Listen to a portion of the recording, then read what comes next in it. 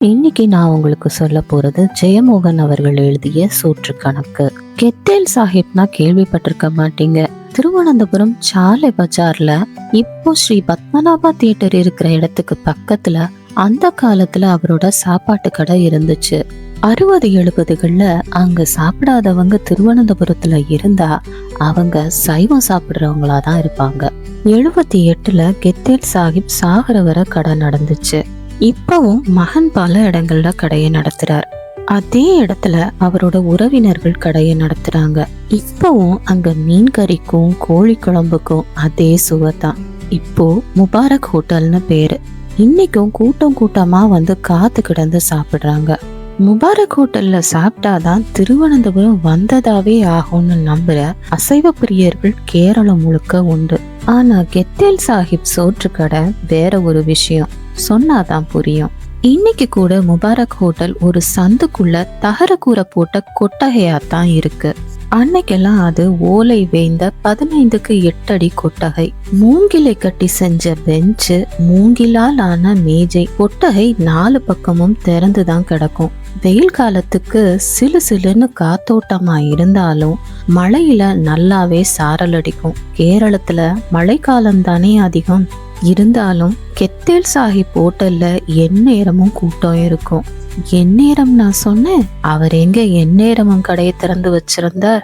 மதியம் 12 மணிக்கு திறப்பார், 3 மணிக்கெல்லாம் மூடிடுவார். அதுக்கப்புறம் சாயங்காலம் 7 மணிக்கு திறந்து ராத்திரி 10 மணிக்கு மூடிடுவார். காலையில 11 மணிக்கே கடைக்கு முன்னால ஒட்டு திண்ணையிலையும் எதிர்பக்கம் ரஹ்மத் விலாசுங்கிற தையல் கடையிலையும் கருப்பாள அருணாச்சலம் செட்டியார் அண்ட் சன்ஸ் மொத்த பலசரக்கு வணிகம் கடையின் குடோனின் வாசலிலும் ஆட்கள் காத்து நிப்பாங்க. பாதி பேர் மாத்ருபூமியும் கேரள கௌமுதியோ வாங்கிட்டு வந்து வாசிப்பாங்க.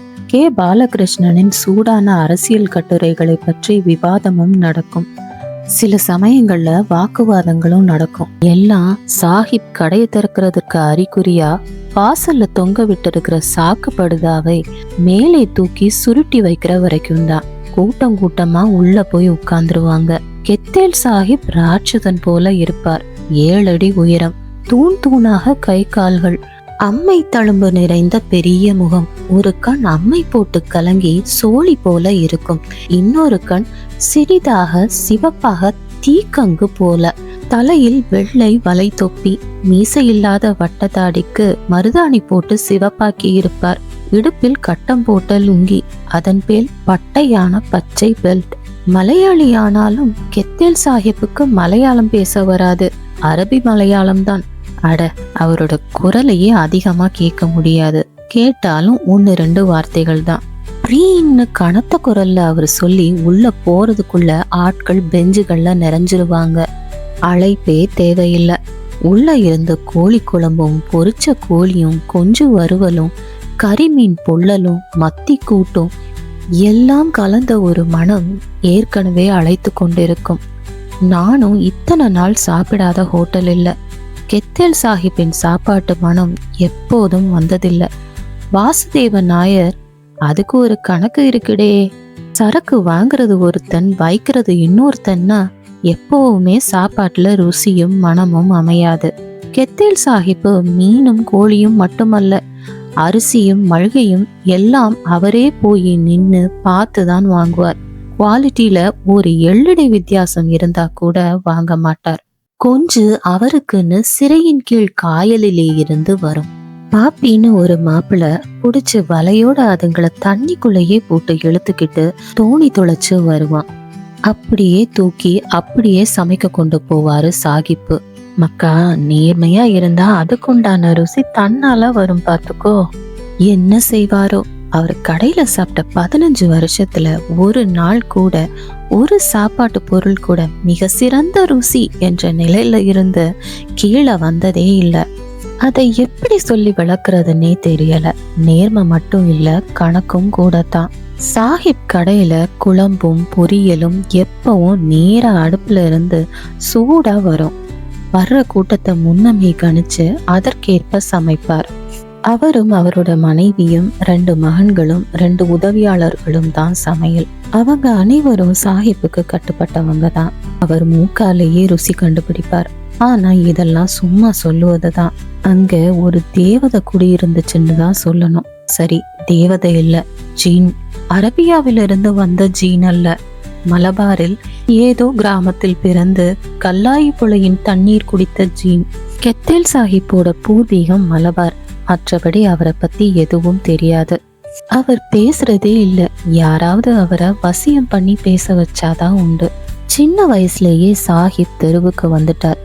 20 வயது வரை கையில் பெரிய கெட்டிலுடன் டீ சுமந்து வித்துட்டு இருந்தார். அந்த பெயர் அப்படித்தான் வந்துச்சு. அதுக்கப்புறம் ரோட்டோரத்துல மீன் பொரித்து விற்க ஆரம்பித்தார். மெல்ல சாப்பாட்டு கடை. கெத்தேல் சாஹிப்பின் கையால் குடிச்ச சாயாவுக்கு பிறகு இன்னைக்கு வர நல்ல சாயா குடிச்சதே இல்லைன்னு அனந்தன் நாயர் ஒரு தடவை சொன்னார். சாட்சாத் கௌமுதி பாலகிருஷ்ணனே சாஹிப் கையால் டீ குடிக்க களக்கூட்டத்திலிருந்து சால பஜாருக்கு வருவார்னு சொல்லுவாங்க. சாஹிப்புக்கு ஒரு குறையும் இல்ல. அம்பலமுக்கில் பெரிய வீடு, கூட்டு குடும்பம், நகரில் 7-8 கடைகள், 3 பெண்களை கட்டி கொடுத்துட்டார். 3 மாப்பிள்ளைங்களுக்கும் ஆளுக்கு ஒரு கடை வச்சு கொடுத்திருந்தார். எல்லாம் ஹோட்டல்ல சம்பாதிச்சதுன்னு சொன்னா ஆச்சரியப்பட மாட்டீங்க. ஆனா அவரோட வியாபார முறையை சொன்னா ஆச்சரியப்படத்தான் செய்வீங்க. சாஹிப் சாப்பாட்டுக்கு காசு வாங்குறது இல்ல. டீ வித்த காலம் முதலே உள்ள பழக்கம். கடைக்கு முன்னால ஒரு மூலையில சின்ன தட்டியால மறைக்கப்பட்டு ஒரு தகர டப்பா உண்டியல் வைக்கப்பட்டிருக்கும். சாப்பிட்டுட்டு போறவங்க அதுல எவ்வளவு நாளும் போடலாம். யாரும் பார்க்க மாட்டாங்க. போடாமலும் போகலாம். எத்தனை நாள் போடாம போனாலும் எவ்வளவு சாப்பிட்டாலும் கெத்தேல் சாஹிப் அதை கவனிக்கவே மாட்டார். தெருவுல சட்டை போடாம காக்கி நிக்கரும் வட்ட தொப்பியுமா அலைந்த டீ பையனாக இருக்கும் போதே கெத்தேல் சாஹிப் அப்படித்தான். ஒரு சின்ன டப்பா அவர் பக்கத்துல இருக்கும். அதுல விரும்பினா காசு போட்டா போதும். விலை கேட்க கூடாது, சொல்லவும் மாட்டார். ஆரம்பத்துல சில சண்டியர்களும் தெருப்பொறுக்கிகளும் வம்பு செஞ்சிருக்காங்க. அதுல பேப்பரை மடிச்சு போடுவாங்க. அந்த டப்பாவையே தூக்கிட்டு போயிருக்காங்க. மாச கணக்குல வருஷ கணக்குல சும்மா டீ குடிச்சிருக்காங்க. ஒரே ஒரு முறை கெத்தேல் சாஹிப் ஒருவனை அடிச்சிருக்கார். வெளியூர்காரி ஒருத்தி சாலையில மிளகு மல்லி சீரகம் புடைத்து கூலி வாங்கும் ஏழை பெண். எங்கோ தமிழ்நாட்டு கிராமத்திலிருந்து பஞ்சம் பிழைக்க வந்தவள் டீ குடிச்சிட்டு இருந்தா. அன்று புகழ்பெற்ற சட்டம்பி கரமண கொச்சுக்குட்டன் பிள்ளை ஒரு டீ சொல்லிட்டு அந்த பெண்ணை பார்த்துட்டு இருந்தார். என்ன நினைத்தாரோ அந்த பொண்ணு கிட்ட சில்மிஷம் பண்ண ஆரம்பிச்சிட்டார். அவ அலற ஆரம்பிச்சதும் வெறி பிடிச்சு அவளை அப்படியே தூக்கிட்டு ஓரத்து சந்துக்குள்ள போக முயன்றார். கெத்தேல் சாஹிப் ஒண்ணுமே சொல்லாம எழுந்து கொச்சுக்குட்டன் பிள்ளையை ஓங்கி ஒரு அறை விட்டார். சாலை முழுக்க அந்த சத்தம் கேட்டிருக்கும். குட்டன் பிள்ளை காதும் மூக்கும் வாயும் ரத்தமா ஒழுக அப்படியே விழுந்து பிணம் போல கிடந்தார். கெத்தேல் சாஹிப் ஒன்னும் நடக்காத மாதிரி மறுபடியும் டீ விற்க ஆரம்பிச்சிட்டார். குட்டன் பிள்ளையை அவரோட ஆட்கள் வந்து தூக்கிட்டு போனாங்க. 18 நாட்கள் ஆஸ்பத்திரியில கிடந்தவர் அதுக்கப்புறம் எந்திரிச்சு நடக்கவே இல்லை. காது கேட்காமலே போயிடுச்சு. தலை எந்நேரமும் நடுங்கிட்டே இருக்கும். அடிக்கடி வலிப்பு வரும். 7 மாசம் கழிச்சு கரமனை ஆத்துல குளிச்சுட்டு இருக்கப்போ வலிப்பு வந்து ஆத்துக்குள்ள போனவரை ஊதி போன சடலமா தான் எடுக்க முடிஞ்சது. ஒரு மாப்பிள்ளை எப்படி குலநாயரை அடிக்கலாம்னு சொல்லி கிளம்பி வந்த கும்பலை சாலை மகாதேவர் கோயில் ட்ரஸ்டி அனந்தன் நாயர் போய் சோழிய பாருங்கடே, நியாயத்தை விட்டு கழிச்சா சில சமயம் துலுக்கன் கையால சாவணும்னு இருக்கும், சில சமயம் எறும்பு கடிச்சும் சாவு வரும்னு சொல்லிட்டார். அவர் சொன்னதுக்கு அப்புறம் சால பஜார்ல மறு பேச்சு இல்லை. நான் முதலா கெத்தேல் சாஹிப் கடைக்கு சாப்பிட வந்தது 68ல. என் சொந்த ஊர் கன்னியாகுமரி பக்கம் ஒசரவிழ. அப்பாவுக்கு கோட்டாற்றில் ஒரு ரைஸ் மில்லில் கணக்கு பிள்ளை வேலை. நான் நல்லா படித்தேன். 12th பாஸ் ஆனதும் காலேஜில் சேர்க்கணும்னு சொன்னாங்க. அப்பாவோட சம்பாத்தியத்துல அதை நினைச்சு கூட பார்க்க முடியாது. ஆனா சொந்தத்துல ஒரு மாமா திருவனந்தபுரம் பேட்டையில இருந்தார். ஒரு சுமாரான பிரிண்டிங் பிரஸ் வச்சிருந்தார். அவர் மனைவிக்கு தாழக்குடி. எல்லாம் ஒண்ணுக்குள்ள ஒண்ணுதான். அப்பா என்னை கைப்பிடிச்சு கூட்டிக்கிட்டு பஸ் ஏறி தம்பானூரில் இறங்கி பேட்டை வரை நடத்தி கொண்டு சென்றார். நான் பார்த்த முதல் நகரம். தலையில வச்ச தேங்கான முகத்துல வியர்வையோட சேர்ந்து வழிய கணுக்கால் மேலே ஏறிய ஒற்றை வேட்டியும் பானைக்குள் சுருக்கி வைத்த சட்டையும் செருப்பில்லாத கால்களுமா பிரம்ம பிடிச்சு நடந்து போனேன். மாமாவுக்கு வேற வழி இல்ல. அவரை சின்ன வயசுல அப்பா தூக்கி வளர்த்திருக்கிறார். யுனிவர்சிட்டி காலேஜ்ல ஆங்கில இலக்கியம் படிக்க சேர்ந்து கொண்டேன். அப்பா மன நிறைவுடன் கிளம்பி சென்றார். 1 ரூபாயை என் கையில வச்சுக்கோ, செலவு செய்யாத, எல்லாம் மாமா பார்த்துக்குவான் என்று சொன்னார். இந்த சுப்பம்மா, உனக்கு இவன் இனிமே மருமகன் மட்டும் இல்ல, மகனும் ஆக்கும் என்று சொல்லி கிளம்பினார்.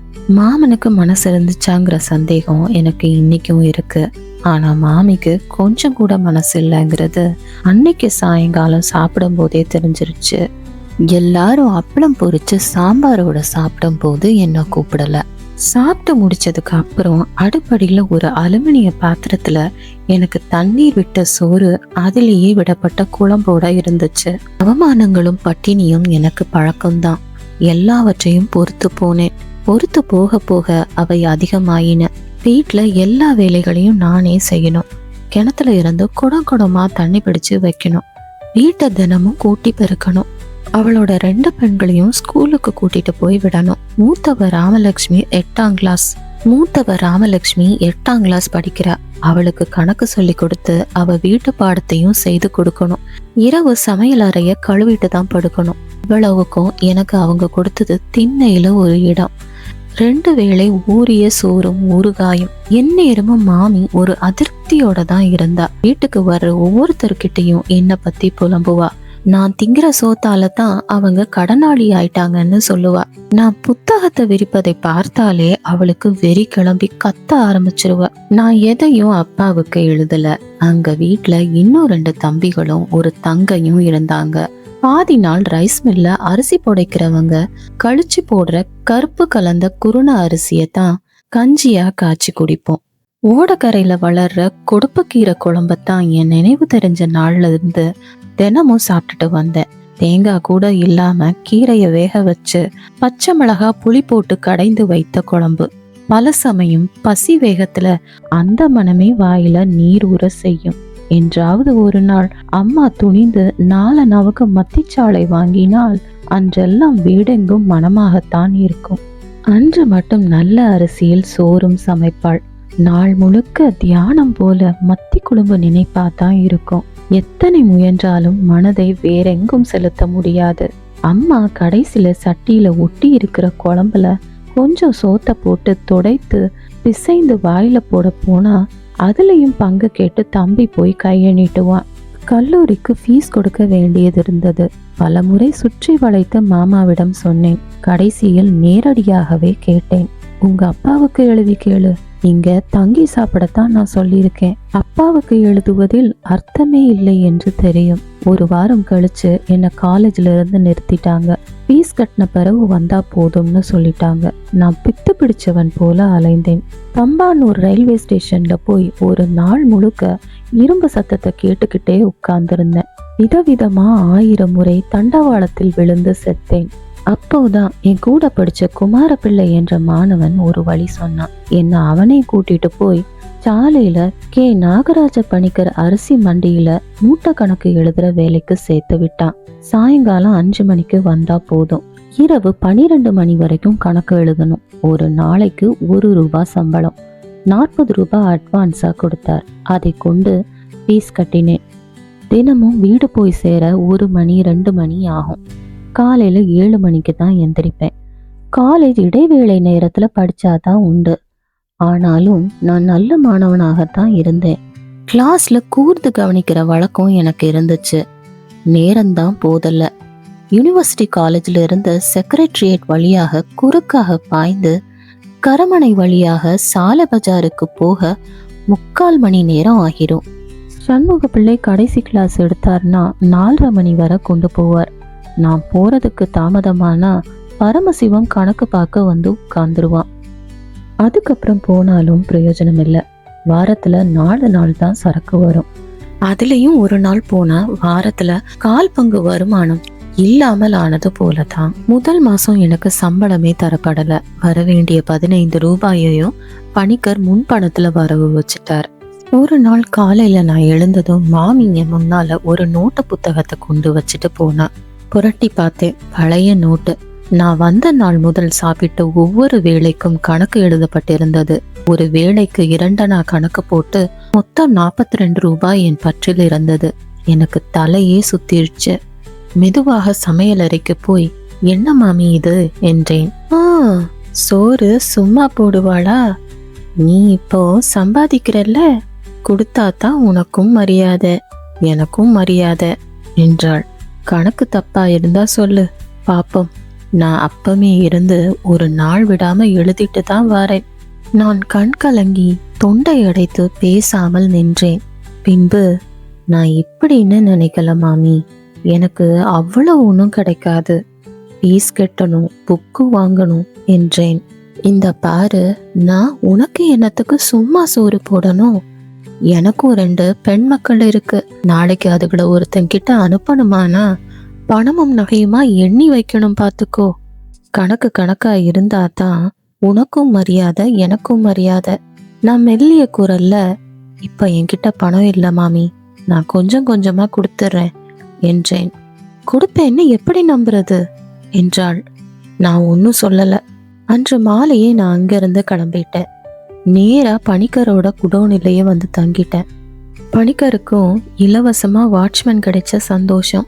மாமி என் முக்கியமான புத்தகங்களை பணத்துக்கு அழகாக பிடித்து வைத்து கொண்டாள். சாலையில நான் சந்தோஷமாகவே இருந்தேன். கரமனை ஆத்துல குளியல். அங்கேயே எலிச்சாமா இட்லி கடையில 4 இட்லி. நேரா காலேஜ். மதியம் சாப்பிட்றது இல்ல. சாயங்காலம் வேலை முடிஞ்ச பின்னர் ஒரு பொறை அல்லது டீ குடிச்சிட்டு படுத்துருவேன். கணக்குல ஒரு வேளை உணவு தான். எந்நேரமும் பசி இருந்துட்டே இருக்கும். எதை யோசிச்சாலும் சாப்பாட்டு நினைவுல தான் வந்து முடியும். குண்டான ஒருத்தரை பார்த்தா கண்ணை எடுக்கவே முடியாது. எவ்வளவு சாப்பிடுவார் என்ற நினைப்புதான். சாலை மகாதேவர் கோயில் வழியா போகும்போது பாயாச வாசனை வந்தா நுழைஞ்சிருவேன். இலைக்கீற்றுல வைத்து தரப்படும் பாயாசமும் பழமும் ஒரு நாள் இட்லி செலவை மிச்சப்படுத்திவிடும். சாஸ்தாவுக்கு சுண்டல், இசக்கியம்மைக்கு மஞ்சள் சோறுன்னு அடிக்கடி ஏதாவது கிடைக்காமல் இருக்காது. ஆனாலும் எனக்கு பணம் போதல. முன் பணத்தை அடைச்சு முடிக்கிறதுக்குள்ள அடுத்த காலேஜ் ஃபீஸ் கேட்டுட்டாங்க.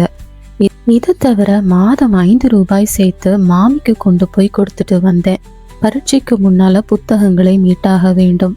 நான் மெலிஞ்சு கண்கள்லாம் குழி விழுந்து நடமாட முடியாதவனாக ஆனேன். கணக்கு போட்டுட்டு இருக்கும் போது சட்டுன்னு கிர்ன்னு எங்கோ சுத்தி சுழன்று ஆழத்துக்கு போய் மீண்டு வருவேன். வாயில எந்நேரமும் ஒரு கசப்பு, கை கால்கள்ல ஒரு நடுக்கம். என் கனவெல்லாம் சோறு. ஒரு நாள் ரோட்ல ஒரு நாய் அடிபட்டு செத்து கிடந்தது. அந்த நாயோட கறியை எடுத்துட்டு போய் குடோன் பின் பக்கம் கல்லடுப்புல சுட்டு தின்னலான்னு கற்பனை செய்தேன்னா பாத்துக்கோங்க. எச்சில் ஊறி சட்டையில வழிஞ்சிருச்சு. அப்போதான் கூலி நாராயணன் கெத்தேல் சாஹிப் ஹோட்டலை பத்தி சொன்னான். பணம் கொடுக்க வேண்டாங்கிறது எனக்கு நம்ப முடியாததா இருந்துச்சு. நிறைய பேர்கிட்ட கேட்டேன். உண்மைதான்னு சொன்னாங்க. இருந்தா கொடுத்தா போதுமா? எனக்கு தைரியம் வரல. ஆனா கெத்தேல் சாஹிப் ஹோட்டலை பத்தின நினைப்பு எந்நேரமும் மனசுல ஓடிட்டு இருந்துச்சு. 4-5 முறை ஹோட்டலுக்கு வெளியே போய் நின்னு பார்த்துட்டு பேசாம வந்துட்டேன். அந்த நறுமணம் என்ன கிறுக்காக்கியது. நான் பொரிச்ச மீனை வாழ்க்கையிலேயே 2 முறை தான் சாப்பிட்ருக்கேன். 2 முறையும் சொந்தத்துல ஒரு பண்ணையார் வீட்டுல தான். ஒரு வாரம் கழிச்சு 3 ரூபாய் சேர்த்துக்கிட்டு அந்த பணத்தோட கெத்தேல் சாஹிப் ஹோட்டலுக்கு போனேன். சாஹிப் ஹோட்டலை திறக்கிற வர எனக்கு உடம்பெல்லாம் நடுங்கிட்டே இருந்துச்சு. ஏதோ திருட்டுத்தனம் பண்ண வந்தவ மாதிரி நினைப்பு. கும்பலோட உள்ள போய் ஓரமா யாருமே கவனிக்காதது போல உட்கார்ந்துகிட்டேன். சாஹிப் புயல் வேகத்துல சோறு பரிமாறிட்டு இருந்தார். கவிழ்க்கப்பட்ட தாமரை இலையில் தான் சாப்பாடு. ஆவி பறக்கும் சிவப்பு சம்பா சோற்றை பெரிய சிப்பலால் அள்ளி கொட்டி அதன் மேல் சிவந்த மீன் கறியை ஊற்றினார். சிலருக்கு கோழி குழம்பு, சிலருக்கு வறுத்த கோழி குழம்பு. அவர் எவரையுமே கவனிக்கவில்லை என்றுதான் பட்டது. அதன் பிறகு கவனித்தேன். அவருக்கு எல்லாரையுமே தெரியும். பலரிடம் அவர் எதையுமே கேட்கல. அவரே மீனையும் கறியையும் வைத்தார். ஆனால் யாரிடமும் உபச்சாரமாக எதுவும் சொல்லவில்லை. அவரே பரிமாறினார். 2ஆம் முறை குழம்பு பரிமாற மட்டும் ஒரு பையன் இருந்தான். என் அருகே வந்தவர் என்னை ஏறிட்டு பார்த்தார். எந்த புளிச்சேன், புத்தனா வந்ததா என்றார். என்னை வெள்ளாளன் என்று எப்படி கவனித்தார் என்று வியந்து பேசாமல் இருந்தேன். சோற்றை கொட்டி அதன் மேல் குழம்பை ஊற்றினார். ஒரு பெரிய பொரித்த சிக்கன் கால், 2 துண்டு பொரித்த மீன். தின்னு என்று உரிமைய பின் திரும்பி விட்டார். இதுக்கு எப்படியும் 3 ரூபாய்க்கு மேல ஆகிரும். என் கை கால்கள்லாம் பதற ஆரம்பிச்சது. சோறு தொண்டையில் அடைத்தது. சட்டுன்னு திரும்பிய சாஹிப், நீங்க அவட என்ன எடுக்குன்னு தின்னேன் பிள்ளச்சா என்று ஒரு பயங்கர அதட்டல் போட்டார். அள்ளி அள்ளி சாப்பிட்டேன். அந்த ருசி என் உடம்பெல்லாம் பரவியது. ருசி, கடவுளே, அப்படி ஒண்ணு இந்த உலகத்துல இருக்கிறதையே மறந்துட்டேன். என் கண்ல இருந்து கண்ணீர் கொட்டி வாய் வரைக்கும் வழிந்தது. ஒரு சின்ன கிண்டியில உருகிய நெய் போன்ற உன்னோட கெத்தேல் சாஹிப் என்கிட்ட வந்தாரு. என் சோத்துல அதை கொட்டி இன்னும் கொஞ்சம் குழம்பு விட்டு குழைச்சு தின்னாகே, மீன் கொழுப்பானு என்றார். ஆற்று மீனின் கொழுப்பு அது. அதோட செவில் பகுதியில இருந்து மஞ்சளா வெட்டி எடுப்பாங்க. கறிக்கு அது தனி ருசிய கொடுத்தது. அதிகமா சாப்பிட்டு பழக்கம் இல்லாததுனால ஒரு கட்டத்துல என் வயிறு அடைச்சிருச்சு. சட்டுன்னு இன்னும் ஒரு சிப்பல் சோத்த என் இலையில கொட்டினாரு சாஹிப். ஐயோ வேணாம்னு தடுக்க போன என் கையில அந்த தட்டாலேயே கனின்னு ஒரு அறை விழுந்துச்சு. சோறு வச்சா தடுக்கணும் எரப்பாளி, தின்னடா இபிலிசே என்றார். உண்மையிலேயே கையில் வலி தெரித்தது. எழுந்திருந்தால் சாஹிப் அடித்து விடுவார் என்று அவர் இரத்த கண்களை கண்டபோது தோன்றியது. சோத்த மிச்சம் வைக்கிறது சாஹிப்புக்கு பிடிக்காதுன்னு தெரியும். சாப்பிட்டு முடிச்சப்போ என்னால எந்திரிக்கவே முடியல. பெஞ்சை பிடிச்சு நடந்து இலைய போட்டு கைய கழுவினேன். அந்த பெட்டி பக்கத்துல போனப்போ என் கால்கள் நடுங்குச்சு. எங்கோ ஏதோ கோணத்தில் கெத்தில் சாஹிப் பார்த்துட்டு தான் இருப்பாருன்னு தோணுச்சு. ஆனா அவர் வேறு ஆட்களை கவனிச்சிட்டு இருந்தார். பலர் பணம் போடாம தான் போனாங்கங்கிறத கவனிச்சேன். சிலர் போட்டாலும் சாதாரணமா தான் இருந்தாங்க. நான் கை நடங்க 3 ரூபாயை எடுத்து உள்ள போட்டேன். ஏதோ ஒரு குரல் கேட்கும்னு என் முதுகெல்லாம் காதாக கண்ணாக இருந்தேன். மெல்ல வெளியே வந்தப்போ என் உடம்பே லேசா இருந்துச்சு. சாலையில எங்கும் குளிர்ந்த காற்று வீசுவது போல இருந்தது. என் உடம்பு புல்லரிச்சுக்கிட்டே இருக்க எவரையும் எதையும் உணராம பிரம்மையில நடந்துகிட்டு இருந்தேன். 4-5 நாள் நான் அந்த பக்கமே போகல. மறுபடியும் 2 ரூபாய் சேர்த்த பிறகு கெத்தேல் சாஹிப் கடைக்கு போனேன். அவருக்கு என்ன அடையாளம் தெரிஞ்சதுங்கிறது அதே போல கொழுப்ப கொண்டு வந்து கொட்டியப்போ தெரிஞ்சது. அதே அதட்டல், அதே வசை, அதே போல உடம்பு வெடிக்கிற அளவு சாப்பாடு. இந்த தடவை பணத்தை நிதானமா தான் போட்டேன். மறுபடியும் 3 நாள் கழிச்சு போன போது என் கையில 7 ரூபாய் இருந்துச்சு. அன்னைக்கு நான் அதை மாமிக்கு கொண்டு போய் கொடுக்கணும். 2 ரூபாய்க்கு சாப்பிடலான்னு நினைச்சேன். 2 நாளுக்கு மேல சாப்பிடுறதுங்கிறதே என்ன பொறுத்தவரை ஊதாரித்தனத்தின் உச்சம். ஆனா ருசி என்ன விடவே இல்லை. அப்போல்லாம் என் கனவுல கூட கெத்தேல் சாஹிப் ஹோட்டல் மீன் குழம்பும் கோழி பொரியலும் தான் வரும். அதை ஏன் கேக்குறீங்க?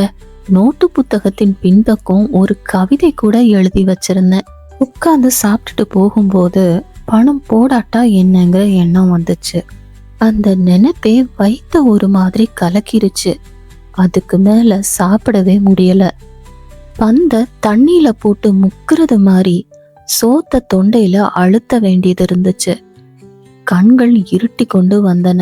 எழுந்து கை கழுவிட்டு கனத்த குளிர்ந்த கால்களை தூக்கி வச்சு நடந்தேன். சிறுநீர் முட்டுதா, தலை சுத்துதா, மார்பு அடைக்குதா, ஒன்னும் புரியல. பேசாம பணத்தை போட்டுடலாம்னு தோணுச்சு.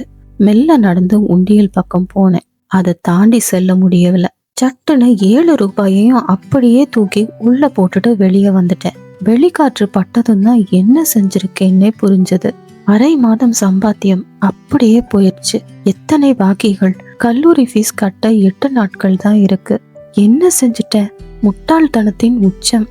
மனம் உருகி கண்ணீர் வந்துகிட்டே இருந்துச்சு. மிக நெருங்கிய ஒரு மரணம் போல, மிக பெரிய ஏமாற்றம் போல. கடைக்கு சென்று அமர்ந்தேன். இரவு வரை உடம்பையும் மனத்தையும் முழுக்க பிடுங்கிக் கொள்ளும் வேலை இருந்ததால தப்பிச்சேன். இல்லாட்டா அந்த வெறியில ஏதாவது தண்டவாளத்துல கூட தலை வச்சிருப்பேன். அன்னைக்கு நைட்டு நினைச்சேன், ஏன் அழணும்? அந்த பணம் தீர்ற வர கெத்தேல் சாஹிப் ஹோட்டல்ல சாப்பிட்டுட்டா போச்சுன்னு என்னையே ஆறுதல் படுத்திக்கிட்டு தூங்கிட்டேன். மறுநாள் மத்தியானம் வரதான் காலேஜ். நேரா வந்து கெத்தேல் சாஹிப் ஹோட்டல்ல உட்காந்து நிதானமா ருசிச்சு சாப்பிட்டேன். அவர் கொண்டு வந்து வச்சுக்கிட்டே இருந்தார். கொஞ்சம் இடைவேளை விட்டா கூட எந்திரிச்சிருவேணும்னு நினைச்சு, டே வாரி தின்னுடா ஹிமாரே என்றார். சாப்பிட்டுட்டு கை கழுவி பேசாம நடந்தப்போ உள்ள கெத்தேல் சாஹிப் கேட்டா என்ன சொல்லணுங்கிற எண்ணம் மனசுல ஓடிக்கிட்டே இருந்துச்சு. அவர் கவனிக்கவே இல்லை. வெளியே வந்தப்போ ஏமாற்றமா இருந்தது. சட்டுன்னு அவர் மேல் எரிச்சல் வந்தது. இவன் என்ன பெரிய ஆளா? தர்மத்துக்கு கட்டுப்பட்டு எல்லாரும் பணம் போடுறதுனால இவன் பெரிய தர்மவானா தெரியறான். ரம்சானுக்கு சக்காத்து கொடுக்கறவங்க பணத்தை கொண்டு வந்து உண்டியல்ல போடுறதால பிழைக்கிறான். சும்மாவா கொடுக்கறான்? இப்படி கிடைச்ச பணம் தானே வீடும் சொத்துமா ஆகி இருக்கு. போடாட்டா எது வர பொறுப்பா? பாப்போமே. அந்த எரிச்சல் எதனாலன்னு தெரியல. ஆனா உடம்பு முழுக்க ஒரு திணவு போல அது இருந்துகிட்டே இருந்துச்சு. அதே எரிச்சலோட அடுத்த நாள் போய் உட்கார்ந்தேன். கெத்தேல் சாஹிப் கேட்க மாட்டாருன்னு தெரியும். ஆனா அவரோட பார்வையில நடத்தையில ஒரு சிறிய மாற்றம் தெரிஞ்சா கூட அன்னைக்கோட அங்க போறத நிறுத்திடணும்னு நினைச்சிட்டு இருந்தேன். கொஞ்சம் அதிகமா உபசரித்தால் கூட அவருக்கு கணக்கு இருக்கிறது, கவனிக்கிறாருன்னு தானே அர்த்தம். ஆனா கெத்தேல் சாஹிப் அவரது வழக்கமான அதே வேகத்துடன் பரிமாறிக்கொண்டிருந்தார். கொழுப்பு ஊற்றினார். கோழி தின்னு பிள்ளைச்சே என்று ஒரு அரை கோழியை வைத்தார். பின்னர் மீன் வைத்தார். அவர் இந்த உலகில் தான் இருக்கிறாரா? உண்மையிலேயே இது ஒரு மாப்பிள்ளை தானா, இல்லை ஏதாவது சின்ன பயமாக கூட இருந்தது. கடைசியா சோறு போட்டு சாப்பிட போனப்போ கெத்தேல் சாஹிப் கறி பொரித்த மிளகாய் காரத்தின் தூளையும் கொஞ்சம் கருகிய கோழி காலையும் கொண்டு வந்து வச்சார். நான் அதை விரும்பி சாப்பிடுறத வெளியே காட்டிக்கொள்ள கூடாதுன்னு எப்போதும் முயற்சி செய்வேன். ஆனா அவருக்கு தெரிஞ்சிருந்தது. ஆச்சரியமா இருந்துச்சு. இந்த காரத்தை சோத்துல போட்டு பிசைஞ்சு சாப்பிட்டப்போ சட்டுன்னு மனம் ததும்பி அடக்கவே முடியாம கண்ணீர் வந்துச்சு. வாழ்க்கையில இதுவரை யாருமே எனக்கு புரிந்து சோறு போட்டதில்லை. ஆளாக்கு அரிசிய கஞ்சி வைக்கிற அம்மாவுக்கு அந்த கடுகடுப்பும் வசைகளும் சாபங்களும் இல்லாட்டா எல்லாருக்கும் பங்கு வைக்கவே முடியாது. நான் வயிறு நிறைய சாப்பிடணும்னு நினைக்கிற முதல் மனிதர்.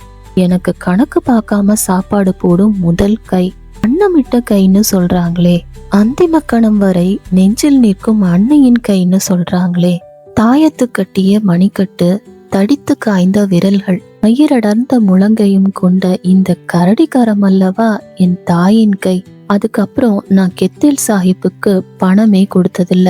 செலவுன்னு நினைச்சு நான் அதை கொடுக்காம இருக்கல. அதை என் நெஞ்ச தொட்டு சொல்ல முடியும். அது ஏன் அம்மாவின் சோறுங்கிறதால தான் கொடுக்கல. ஒன்றல்ல இரண்டல்ல, முழுசா 5 வருஷம் ஒரு பைசா கூட கொடுக்கல. இன்னமும் ஒரு வேளை அங்க சாப்பிடுவேன், மாலை அல்லது மதியம். அதுவே எனக்கு போதுமா இருந்துச்சு. மேல ஒரு 4 இட்லி போதும். என் கை கால்கள் உரம் வைத்தன. கன்னம் பளபளத்தது, மீசை தடித்தது, குரல் கனத்தது. நடையில ஒரு மிடுக்கும், பேச்சுல கண்டிப்பும், சிரிப்புல தன்னம்பிக்கையும் வந்தன. கடையில என் இடம் கிட்டத்தட்ட மேனேஜுக்கு நிகரா ஆனது. சரக்குகளை வரவு வைத்து தேவைக்கு ஏற்ப எடுத்து கொடுப்பது முழுக்க என் பொறுப்பு தான். செலவு போக ஊருக்கும் மாதந்தோறும் பணம் அனுப்பினேன். BA ஃபர்ஸ்ட் கிளாஸ்ல பாஸ் பண்ணதுக்கு அப்புறம் யூனிவர்சிட்டி காலேஜ்லயே MA படிக்க சேர்ந்தேன். சாலையில் அருணாச்சலம் நாடார் கடைக்கு மேல ஒரு ரூமை வாடகைக்கு எடுத்துக்கிட்டேன். ஒரு நல்ல சைக்கிள் வாங்கிக்கிட்டேன். ஒரு நாளும் கெத்தேல் சாஹிப்பின் கையால சாப்பிட்டேன். மெதுவா பேச்சு குறைந்து அவர் என்னை பாக்குறாராங்கிற சந்தேகம் கூட வர ஆரம்பிச்சது. ஆனா என் இளமையில அவரது கனத்த கைகள் உணவுடன் நீளும் போது தெரியும் அது அன்பே உருவான அம்மாவின் கை என்று. தம்பி சந்திரன் 11th முடிச்சிட்டு டிரைவிங் லைசன்ஸ் எடுத்து அரசு போக்குவரத்து கழகத்துல சேர்ந்தப்போ வீட்டு கஷ்டம் குறைஞ்சது. நான் அப்பப்ப வீட்டுக்கு போவேன். அம்மா நல்ல அரிசி வாங்கி மீன் குழம்பு வைத்து அவளை பரிமாறுவாள். ஆனா எத்தனையோ காலமாக நீண்டு நின்ற வறுமை. அவளுக்கு பரிமாற தெரியாது. ஒரு கண் எப்பவும் பானையில இருக்கும். சோத்தையும் சட்டியில இருக்கிற குழம்பையும் கணக்கு போடுறத தவிர்க்கவே முடியாது. அகப்பையில அவ சோறோ குழம்போ எடுத்தா அரைவாசி திரும்ப கொட்டிடுவா.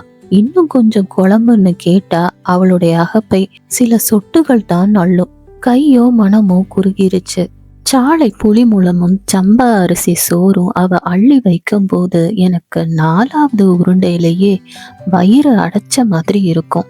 அந்த சோத்த அள்ளி வாயில போடுறதே சலிப்பா தெரியும். பலவீனமான குரல்ல சாப்பிட்டுடான்னு சொல்லுவா அம்மா. தலையசைத்து முகம் கழுவி கொள்வேன். எம்ஏல யூனிவர்சிட்டியிலேயே 2வது இடத்துல வந்தேன்.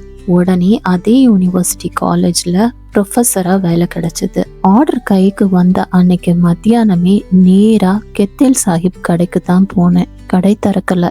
நான் பின்பக்கமா போய் சாக்குப்படதாவை விலக்கி பார்த்தேன். பெரிய உருளியில கெத்தேல் சாஹிப் மீன் குழம்ப கிண்டிட்டு இருந்தார். முகமும் கைகளும் சிந்தனையும் எல்லாம் அந்த குழம்பில் தான் இருந்தன. அது ஒரு தொழுகை போல. அவரை கூப்பிடுறது சரியில்லைன்னு தோணுச்சு. திரும்பிட்டேன். மதியம் கெத்தேல் சாஹிப் என் இலைக்கு சோறு போடும்போது நிமிர்ந்து அவர் முகத்தை பார்த்தேன். அதுல எனக்காக எந்த பார்வையும் இல்லை. சொல்ல வேண்டாம்னு தோணுச்சு. அந்த செய்திக்கு அவர்கிட்ட எந்த அர்த்தமும் இல்லை. சாயங்காலம் ஊருக்கு போனேன். அம்மாக்கு நிஜமாவே சந்தோஷம்தானானே தெரியல. எதையும் கவலையாவே காட்டும் முக அமைப்பு அவளுக்கு. அப்பா மட்டும் என்னடா கிடைக்கும்னு கேட்டார். அது கிடைக்கும் என்று சொன்னேன் சாதாரணமா. என்ன 200 கொடுப்பானா என்று கேட்டார். நான் அந்த கேள்வியில இருந்த அற்பத்தனம் மிக்க ஒரு குமாஸ்தாவைத்தான் பார்த்தேன். அலவன்ஸோட சேர்த்து 700 ரூபாய் என்று சொன்னேன். அப்பாவோட கண்கள்ல ஒரு நிமிஷம் மின்னி மறைந்த அந்த வன்மத்தை கடைசி வரை என்னால மறக்கவே முடியாது. மாசம் 20 ரூபாய்க்கு மேல சம்பளமே வாங்காம ஓய்வு பெற்றவர் அவர். தம்பி தான் உண்மையான உற்சாகத்தோட துள்ளிட்டு இருந்தா.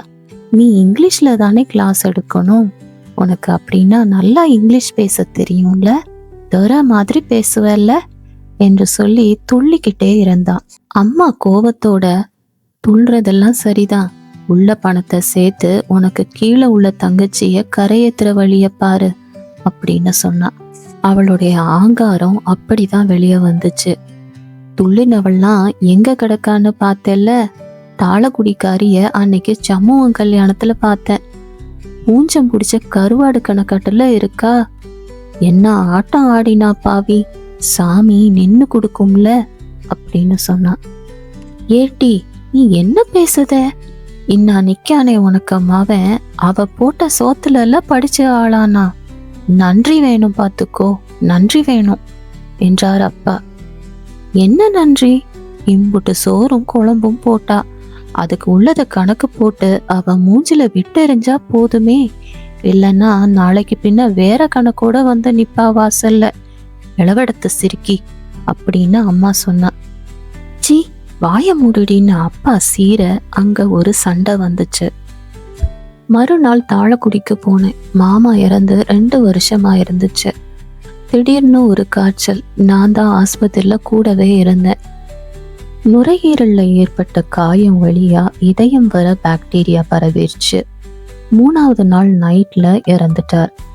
எல்லா காரியமும் முடிச்சு பிரஸ்ஸோட கணக்குகளை பார்த்தோம். 2000 ரூபாய் வரை கடன் இருந்துச்சு. அந்த பில்டிங்கோட ஓனர் பிரஸ்ஸை காலி பண்ணணும்னு சொல்லிட்டாரு. மெஷின் எல்லாம் வித்து கடனை அடைச்சதுக்கு அப்புறம் மாமி மீதி இருந்த 3000 ரூபாய் பணத்தோட தாளக்குடிக்கே வந்துட்டா. அவ வீட்டு பங்குக்கு கொஞ்சம் நிலம் இருந்துச்சு. ஒரு வீட்டை ஒத்திக்கு எடுத்துக்கிட்டா. ராமலட்சுமி 11வதுக்கு மேல படிக்கல. சின்னவ 8வது வகுப்பு. மாமி ஆடி போயிட்டா. நாள் செல்ல செல்ல பணம் கரைஞ்சு அந்த பீதி முகத்துல படிந்து அவள் மெலிந்து வறண்டு நிழல் மாதிரி இருக்கிறத பார்த்தேன். ஊருக்கு வரும்போது போய் பார்த்துட்டு மரியாதைக்காக கொஞ்சம் பேசிட்டு மேசையில ஒரு 10 ரூபாய் வச்சுட்டு வருவேன். அன்னைக்கு வீட்டுல மாமி இல்ல, ராமலட்சுமி மட்டும்தான் இருந்தா. அவளும் கொஞ்சம் புகைப்படிந்தது போலதான் இருந்தா. ஒரு முற்றமும் திண்ணையும் சமையல் சாய்ப்பும் மட்டும்தான் வீடு. சுருட்டப்பட்ட பாய்கள் கொடியில தொங்கிட்டு இருந்துச்சு. தரை சாணி முழுகப்பட்டிருந்தது. சின்ன மேஜை, அதுக்கு மேல ராணிமுத்து நாவல். ராமலட்சுமி கொல்ல பக்கம் வழியா வெளியே போய் பக்கத்து வீட்டுல இருந்து சீனியோ டீ தூளோ வாங்கிட்டு வந்து எனக்கு பிளாக் டீ போட்டு கொடுத்தா. டம்ளரை மேஜை மேல வச்சுட்டு கதவுக்கு பின்னால போய் பாதி உடம்பு மறைற மாதிரி நினைக்கிட்டா. நான் அவ வகிட மட்டும்தான் பார்த்தேன். அவ சுட்டியான பெண், ஆனா கணக்கு மட்டும் வரவே வராது. திருவனந்தபுரத்துல அவளுக்கு கூட்டு வட்டிய மட்டும் 20 நாளைக்கு மேல சொல்லி கொடுத்துருக்கேன். என்ன பேசுறதுனே தெரியல. அவ வேற யாரோ மாதிரி தெரிஞ்சா. 10 நிமிஷம் கழிச்சு எந்திரிச்சிட்டேன். வரேன் அப்படின்னு சொன்னேன். அம்மா வந்துருவா அப்படின்னு மெல்லிய குரல்ல சொன்னா. இல்ல வாரேன் அப்படின்னு சொல்லிட்டு மேஜையில ஒரு 50 ரூபாய் தாளை எடுத்து வச்சுட்டு வெளியே வந்துட்டேன். ஊடு வழியா நடக்கும்போது எதுக்க மாமி வர்றத பார்த்தேன். அழுக்கு சேலைய சும்மாடாக சுத்தி வச்சு அதுல ஒரு நார்பெட்டிய வச்சிருந்தா. என்ன சாதாரணமா பார்த்து ஒரு நிமிஷம் கழிச்சுதான் புரிஞ்சுக்கிட்டா. ஐயே மக்கா அப்படின்னா. பெட்டிய நான் பிடிச்சு இறக்கி வச்சேன். அதுல தவிடு இருந்தது. எங்கோ கூலிக்கு நெல் குத்த போறா. தவிடுதான் கூலி. அத விற்க போறா போல. வீட்டுக்கு வா மக்கான்னு கைய பிடிச்சா. இல்ல நான் போகணும், இன்னைக்கே திருவனந்தபுரம் போறேன் அப்படின்னு சொல்லிட்டு வேலை கிடைச்சிருக்கு காலேஜ்ல என்றேன். அவளுக்கு அது சரியா புரியல. வறுமை மூளைய உரசி உரசி மழுங்கடித்து விடுகிறது. சட்டன்னு புரிஞ்சுக்கிட்டு, ஐயோ என் மக்கா நல்லா இரு நல்லா இருடே அப்படின்னு சொல்லிட்டு என் கைய மறுபடியும் பிடிச்சுக்கிட்டா. உனக்கு ஒரு வேலை கிடைச்ச பிறகு கேட்கலான்னு இருந்தேன். கேட்க எனக்கு நாதி இல்ல மக்கா. இன்னான்னு தர என் கையில கால் சக்கரம் இல்ல. அத்தியா கண்டவனுக்கு நெல்லு குத்தி கொடுத்து கஞ்சி குடிக்கிறோம். தவிடு விக்கலன்னா அந்தி பசிக்கு பச்சை தவிடையாக்கும் திங்கிறது மக்கா. ஆனா நல்ல காலத்துல நான் உனக்கு சோறு போட்டிருக்கேன். என் கையால கஞ்சியும் பற்றும் குடிச்சுத்தான் நீ ஆளானே. 8 மாசம் தினம் 2 வேளைனாலும் 500 வேளை நான் உனக்கு சோறும் கறியும் விளம்பி இருக்கேன் பாத்துக்கோ. அதெல்லாம் உங்க அம்மைக்கு இப்ப தெரியாது. அந்த நன்றி அவளுக்கு இல்லைன்னாலும் உனக்கு இருக்கும். அக்கா ராமலட்சுமிக்கு உன்னை விட்டா ஆரும் இல்ல. சவத்துக்கு ராத்திரியும் பகலுமா உனக்க நினைப்பாக்கும். அவளுக்கு ஒரு சீவிதம் கொடு ராசா. தின்ன சோத்துக்கு நன்றி காட்டலைன்னா அதுக்குண்டான கணக்க நீ ஜென்ம ஜென்மமா தீக்கணும் பாத்துக்கோ அப்படின்னு சொன்னான். அவகிட்ட சொல்லிட்டு நான் பஸ்ல ஏறினப்போ வேப்பங்கா உதட்டுல பட்டது மாதிரி கசந்துச்சு. வாயே கசப்பது போல பஸ்ல இருந்து துப்பிக்கிட்டே வந்தேன். நேரா திருவனந்தபுரம் வந்தேன். வேலைக்கு சேர்ந்து அந்த புதிய பொறுப்போட பரபரப்பிலும் மிதப்பிலும் மூழ்காம இருந்திருந்தா அந்த கசப்பே என் உடம்பெல்லாம் நிறைஞ்சிருக்கும். முதல் மாசம் சம்பளம் வாங்கினதும் அம்மாவுக்கு பணம் அனுப்பினேன். அம்மா பதில் கடிதத்துல, சுப்பம்மா வந்து உன் அப்பா கிட்ட பேசி இருக்கா. உங்க அப்பாவுக்கும் அரை மனசு தான். அது நமக்கு வேணாம் கேட்டியா? அவங்க செஞ்சதுக்கு 100 1000 அந்த குட்டி கல்யாணத்துக்கு கொடுத்துருவோம். நாம யாருக்கும் சோத்து கடன் வச்ச மாதிரி வேண்டாம். இப்ப நல்ல இடங்கள்ல கேக்குறாங்க, நல்லா செய்வாங்க. பூதப்பாண்டியில இருந்து ஒரு மரம் வந்திருக்கு, பாக்கட்டுமா அப்படின்னு கேட்டிருந்தா. ராத்திரி எல்லாம் யோசிச்சு சலிச்சு போய் தூங்கிட்டேன். காலையில மனசு தெளிவா இருந்துச்சு. அம்மாவுக்கு, பாரு பொண்ணு கொஞ்சம் படிச்சவளா இருக்கணும் அப்படின்னு எழுதி போட்டேன். முதல் மாதமே கேன்டீன் சாமிநாத ஐயர் நடத்தின 20,000 ரூபாய் சீட்டு ஒண்ணுல சேர்ந்தேன். மாசம் 500 ரூபாய் தவணை வரும். அதை 4000 ரூபாய் தள்ளி ஏலத்துல எடுத்தேன். 16,000 ரூபாய் மொத்தமா பேப்பர்ல சுத்தி கொடுத்தார். எல்லாமே 100 ரூபாய் நோட்டுகள். அவ்வளவு பணத்தை என் கையால தொட்டதே இல்லை. ஒரு விதமான பயம் என் கைகளை கூச வச்சுது. ரூமுக்கு கொண்டு வந்து வச்சு அந்த நோட்டுகளையே பார்த்துட்டு இருந்தேன். இத்தனை பணத்தை என் கையால சம்பாதிப்பேன்னு எப்பவும் நான் நினைச்சதில்ல. அதை வச்சு திருவனந்தபுரத்து புறநகர்ல ஒரு சின்ன வீடை கூட வாங்கிட முடியும். கொஞ்ச நேரத்துல அந்த பணம் என் கைக்கும் மனசுக்கும் பழகி போனதை நினைச்சு ஆச்சரியமாவும் சந்தோஷமாவும் இருந்துச்சு. மதிய நேரம் கெத்தேல் சாஹிப் கடைக்கு போனேன். கடை திறந்ததும் உள்ள போய் உண்டியல்ல பணத்தை போட ஆரம்பிச்சேன். பெட்டி நிறைஞ்சதும் கெத்தேல் சாஹிப் கிட்ட வேறு பெட்டி கேட்டேன். டா அமீதே, பெட்டி மாற்றடா என்றார். பையன் வந்து பெட்டியை மாத்தி வச்சதும் மறுபடியும் போட்டேன். மொத்த பணத்தையும் போட்டதுக்கு அப்புறம் கை கழுவிட்டு வந்து உட்கார்ந்தேன். கெத்தேல் சாஹிப் இலைய போட்டு எனக்கு பிரியமான கொஞ்சு பொரியலை வச்சார். சோறு போட்டு குழம்பு ஊத்தினார். அவர்கிட்ட எந்த மாறுதலும் இருக்காதுன்னு எனக்கு நல்லா தெரிஞ்சிருந்தது. ஒரு வார்த்தை கூட பேசல. கொஞ்சம் தள்ளி 2 பையங்க ஓரமா ஒண்டினது போல உட்கார்ந்துருந்தாங்க. வெளிரிய நாயர் பையன்கள், சத்தே இல்லாத பூசணம் பூத்த சருமம், வெளுத்த கண்கள். கெத்தேல் சாஹிப் அள்ளி வைத்த கரியை முட்டி முட்டி தின்னுட்டு இருந்தாங்க. கெத்தேல் சாஹிப் இன்னொரு துண்டு கறியை ஒருத்தனுக்கு வைக்க அவன் ஐயோ வேண்டான்னு சொல்லி எந்திரிச்சிட்டான். கெத்தேல் சாஹிப் தின்னுடா எரப்பாளிடே மோனே அப்படின்னு சொல்லிட்டு மண்டையிலேயே ஒரு அடி போட்டார். பலமான அடி. அவன் பயந்து அப்படியே உட்கார்ந்துட்டான். கண்ணுல காரத்தூள் விழுந்துச்சோ என்னவோ, அழுதுகிட்டே சாப்பிட்டான். கெத்தேல் சாஹிப் மாறி மாறி கோழியும் குழம்பும் மீனும் கொஞ்சமாக பரிமாறிட்டு இருந்தார். நான் எதிர்பார்த்தது அவரோட கண்கள்ல ஒரே ஒரு பார்வையே. நானும் ஒரு ஆளாகிட்டேன்னு என் தாய்க்கு தெரியணும் இல்லையா? ஆனா அவரோட கண்கள் வழக்கம் போல என்னை பார்க்கவே இல்லை. மறுபடியும் மீன் கொண்டு வந்து வைக்கும் போது கனத்த கரடி கரங்களை தான் பார்த்தேன். அவை மட்டும்தான் எனக்குரியவை போல. அவை என் வயிற்றை மட்டுமே அளவெடுக்கும். அன்னைக்கு ஊருக்கு கிளம்பி போன ராமலட்சுமிய அடுத்த ஆவணியில திருமணம் செய்து கூட்டிட்டு வந்தேன். கதை முடிந்தது. இந்த வீடியோ உங்களுக்கு பிடிச்சிருந்தா லைக் பண்ணுங்க, சப்ஸ்கிரைப் பண்ணுங்க, ஷேர் பண்ணுங்க, கமெண்ட் பண்ணுங்க. அப்படியே நோட்டிஃபிகேஷன் பெல்லையும் அடிச்சிருங்க. இதே மாதிரி சுவாரஸ்யமான வேறொரு கதையோட உங்களை மீண்டும் சந்திக்கிறேன். நன்றி, வணக்கம்.